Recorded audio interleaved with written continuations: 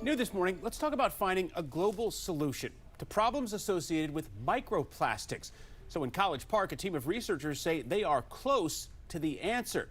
Now, we all know it's cheap and convenient. We're all using them. Plastic bags, plastic wrap, plastic water bottles. But the problem is when these plastics start to degrade, microscopic bits of plastic end up in our water, our soil, our food supply, which means it's ending up in our bodies. Scientists say microplastics are accumulating in our brains and organs. So the search is on to find a biodegradable alternative to the common plastics that we all use so frequently. And that's what you're seeing right here. Research happening at the University of Maryland College Park campus. There are chemical and biomolecular engineers leading this research, and I spoke with two of them about some of the biggest hurdles. One, how do you come up with and manufacture a cost-effective alternative? And how do you get it to perform just like plastic? Well, they're using machine learning and AI to try and find the perfect formula. When you tuning your formulation for one performance, sometimes you are losing the other performance. For example, if I want to enhance oil resistance, I'm decreasing my water resistance.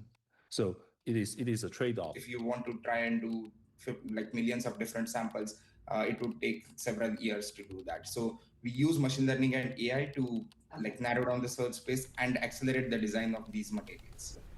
So basically, they're using a process that before AI could take several years, but now they can design a sample for testing in just 7 to 15 days.